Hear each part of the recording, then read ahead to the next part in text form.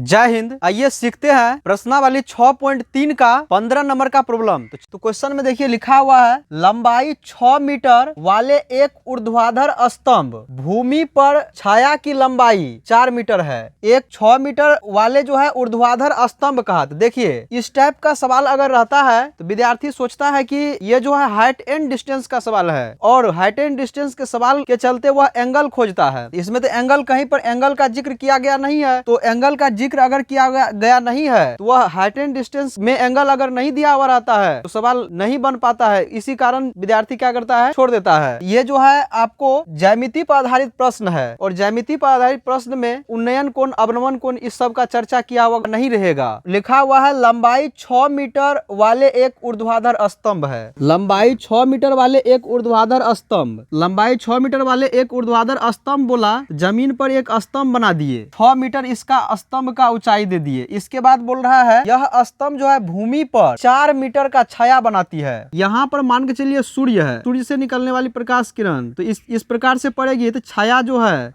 कुछ इस प्रकार से बनेगा इसका। तो इस स्तंभ का छाया, किसी भी चीज का छाया जमीन पर ही बनता है, तो इसीलिए इस स्तंभ का छाया जो है ये होगा। ये स्तंभ है और ये इसका छाया है। अब इसके बाद बोला जा रहा है जबकि उसी समय एक मीनार की छाया की लंबाई, ये मान के चलिए मीनार है। अब बोल रहा है इस मीनार के छाया की लंबाई 28 मीटर है। उसी समय मीनार के, सूर्य यहाँ से इस प्रकार से अगर जाएगी तो इस प्रकार से समय सेम है, सेम समय है। इसका मतलब सूर्य जो है अपना एंगल समान रूप से वितरित करेगी। समय सेम है क्योंकि सूर्य जो है एक जगह फिक्स है, इसीलिए प्रकाश किरण जो है पृथ्वी से सेम डिग्री का एंगल बनाएगी। कहने का मतलब यहाँ जितना डिग्री का पृथ्वी से एंगल बनाएगी उतना ही डिग्री का यहाँ पर भी सूर्य उसी समय में है। ये सूर्य से निकलने वाली जो किरण है यहाँ पर उतना ही डिग्री का, जितना डिग्री यहाँ पर एंगल बनाई उतना ही डिग्री का एंगल यहाँ पर बनाएगी। तो इस सिचुएशन में जो है, इस सिचुएशन में ये छाया की लंबाई, मीनार की छाया की लंबाई दिया हुआ है 28 मीटर। बोला जा रहा है स्पष्ट रूप से क्वेश्चन में कि मीनार की छाया की लंबाई 28 मीटर है, तो दे दिया 28 मीटर।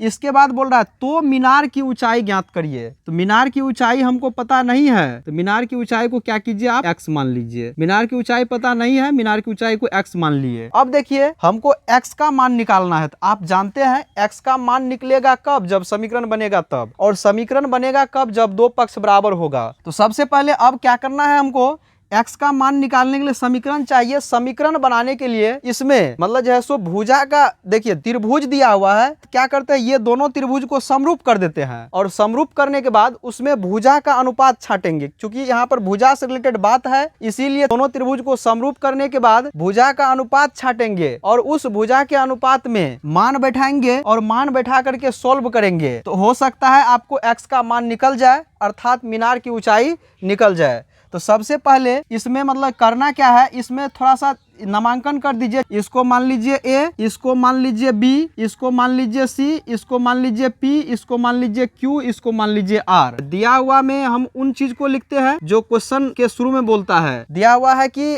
ABC तथा त्रिभुज PQR में AB बराबर 6 मीटर, इसके बाद BC बराबर 4 मीटर, QR बराबर दिया हुआ है 28 मीटर। इसके बाद हमको बोला जा रहा है निकालने के लिए PQ का मान। तो PQ बराबर व्हाट, अर्थात PQ का मान निकालना, तो हम x मान लिए हैं। तो समरूप कीजिएगा, त्रिभुज ABC तथा त्रिभुज PQR में ये एंगल जो है ये भी ऊर्ध्वाधर सीधा खड़ा है, ये भी मीनार जमीन पर पूरा सीधा खड़ा होता है, तो इसीलिए ये एंगल बराबर ये एंगल हो जाएगा। कहने का मतलब दो त्रिभुज समरूप करने के लिए कम से कम उसमें दो चीज बराबर लाना पड़ता है। तो ये हो जाएगा एंगल B बराबर एंगल Q बराबर हो जाएगा आपको 90 डिग्री। तो ये प्रश्न से तो एक एंगल C का मान जो है ये R के बराबर हो जाएगा। C का मान R के बराबर इसलिए होगा क्योंकि सूर्य का प्रकाश यहाँ पर जिस समय में पृथ्वी पर पड़ रही है उसी समय में यहाँ P से भी पृथ्वी पर पड़ रही है। तो इसका मतलब है यहाँ पर जितना एंगल का कोण बनाया होगा उतना ही एंगल का कोण यहाँ पर बनाया होगा। तो कहने का मतलब यहाँ पर हम ऐसे ले सकते हैं कि कोण C बराबर कोण R। यहाँ पर लिख दीजिए सूर्य प्रकाश एक ही समय में पड़ता है, सूर्य प्रकाश एक ही समय में पड़ता है। देखिए इसमें जो है एंगल ही दोनों है, तो एंगल के लिए A आता है, तो ये आ गया A, ये भी आ गया A। ये हो गया आपको A समरूपता ऊपर में से। आप जानते हैं कि समरूप होने के लिए 4 गो कसौटी होता है, तो 4 गो कसौटी में से कौन कसौटी बजाएगा ये, समेत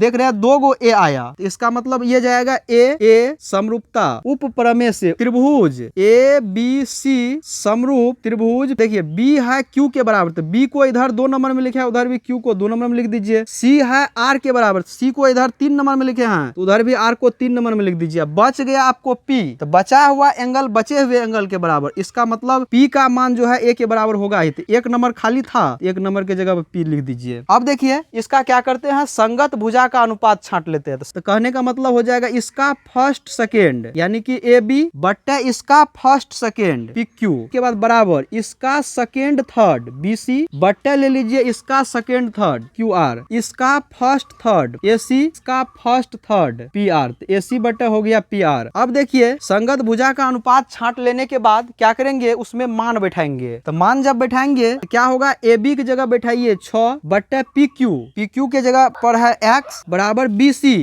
सी की जगह रखिए 4, इसके बाद बट्टे क्यू आर के जगह रखिए 28 बराबर ए सी और पी आर का मान दिया हुआ नहीं, तो ए सी पी आर को ऐसे छोड़ दीजिए, 4 से इसको काट दिए, 4 1 4, 4 7 28। ये हो गया आपको 6 बट्टे x बराबर 1 बट्टे 7। इसको अगर क्रॉस मल्टीप्लिकेशन आप कीजिएगा तो आ जाएगा, इसीलिए x बराबर 7 6 के 42 मीटर। तो ये हो गया आपका x का मान 42 मीटर। x किसी को माने थे, पी क्यू अर्थात मीनार की ऊंचाई को माने थे, अतः मीनार की ऊंचाई बराबर 42 मीटर। इस प्रकार से ये हो गया आपका आंसर। तो हम उम्मीद करेंगे आप लोगों को 15 नंबर का क्वेश्चन समझने में कहीं कोई परेशानी नहीं हुआ होगा।